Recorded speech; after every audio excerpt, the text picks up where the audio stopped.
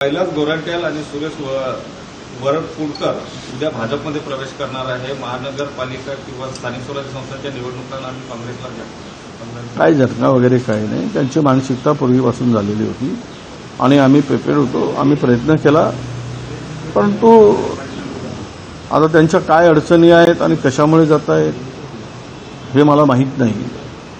पण आम्ही भेटून त्यांच्याशी चर्चा करून त्यांना आम्ही सांगितलं, हे आमदार राहिलेली अनेक वेळा आमदार राहिलेली मंडळी आहे, 3-3 वेळा 4-4 वेळा मंत्रिपद आपल्या आमदार राहिले, मंत्रिपद झालंय, त्यांच्यावर पक्षाने मोठी जबाबदारी दिली आणि त्यांचं नाव लौकिक काँग्रेस पक्षामुळे आहे।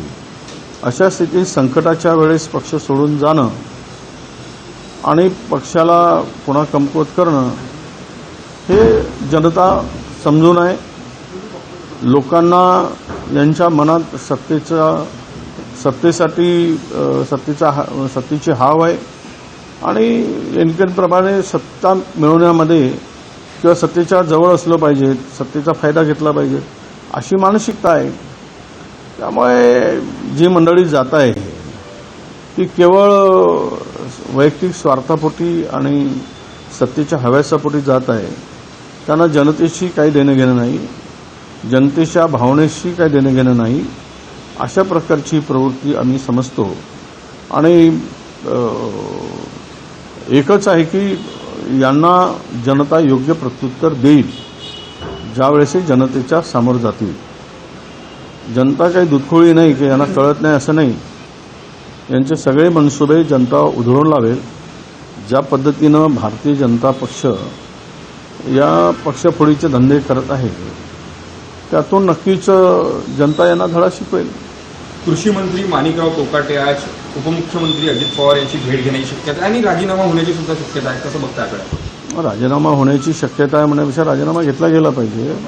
पुरती सरकारची बदनामी झाली शेतकऱ्यांच्या संदर्भात असेल किंवा मग ते कृषी मंत्री म्हणून त्यांनी केलेले काही विधानसभेमध्ये उद्योग, हे सगळ्यामुळे जनतामध्ये एक या सरकारच्या प्रती घृणा निर्माण झालेली आहे, राग निर्माण झाला आहे। आणि विशेष करून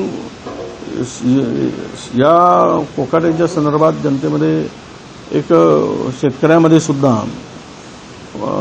प्रचंड असंतोष आहे त्यांच्या एकूण धोरणामुळे। अशा वेळेस सरकारने शहाणपणा दाखवून तो निर्णय घेतला तर आम्ही त्यांना शुभेच्छा देऊ, त्यांचं अभिनंदन करू। सरकार बेशरमच बनत असेल तर त्याला काही इलाज नाही।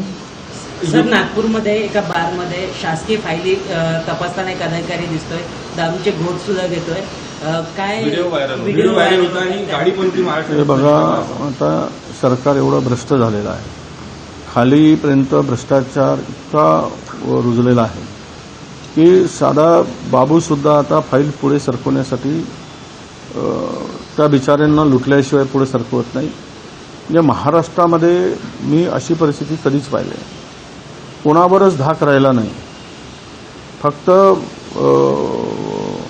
केवळ मंत्रालयातच भ्रष्टाचार आहे असं नव्हे, पण मंत्रालयात तर आता मोठा अड्डाच झाला आहे, पण त्याच्या पलीकडे जाऊन ग्रामीण भागात अशी लूट चालली सामान्य माणसाची की कुठल्याही फाईलवर सही करायसाठी चिरीमिरी घेतल्याशिवाय ते होऊच शकत नाही आणि भयावह परिस्थिती निर्माण झाली। आता यांना वाटतंय की सुरक्षित स्थळ कोणतं आहे सही करून पैसे कमवायचे, आता बिअर बार निवडायला लागले। कार्यालयात घेत नाही तर बिअर बारमध्ये बिअर पिता पिता दोनही आनंद घ्यायचा, म्हणजे दारूचा घोटही घेऊन आनंद घ्यायचा आणि खालून टेबलाखालून पैसे घेऊनही आनंद घ्यायचा। आता दुहेरी आनंदात हे सरकार चाललेलं आहे। एकीकडे नशा आणि दुसरीकडे पैसा, पैसा आणि नशा दोघांमध्ये अखंड बुडून आनंद घेऊन सामान्य माणसाला वाऱ्यावर सोडून असा तुघलकी कारभार एकूण महाराष्ट्रामध्ये दिसतोय। त्याचाच तो परिणाम आता आपल्याला बघायला मिळतोय। आज वर्ध्यामध्ये भाजपची बैठक आहे। अनेक वर्ष जर बघितलं तर काँग्रेस वर्ध्यामध्ये बैठक घेतली, मात्र गांधीवादी वर्ध्यामध्ये भाजप बैठक घेतात। आज मुख्यमंत्री आणि प्रदेशाध्यक्ष देखो, कोई चरखा चलाने से गांधी नहीं बनता, हा विचारधारा त्याच्यात असायला पाहिजे। ज्यांची विचारधारा गांधीचा खून करणाऱ्यांच्या बरोबरची आहे, सोबती देण्याची आहे, ते कुठेही बैठका घेतल्याने गांधीच्या त्यामुळे काही फरक पडतो असा विषय होत नाही। आहे, सत्ता आहे, प्रचंड मोठी सत्ता आणि मॅन्डेट मिळाला आहे, त्याच्या भरोश्यावर चाललेला आहे. करू द्या, सगळ्यांचे दिवस येतात, आज त्यांचे दिवस आहेत असं म्हणू आम्ही, उद्या आमचे दिवस येतील. पण विचार जो आहे गांधींचा विचार, तो विचाराची कास घेऊन आम्ही पुढे जात राहू. एबीपी माझा, उघडा डोळे बघा नीट.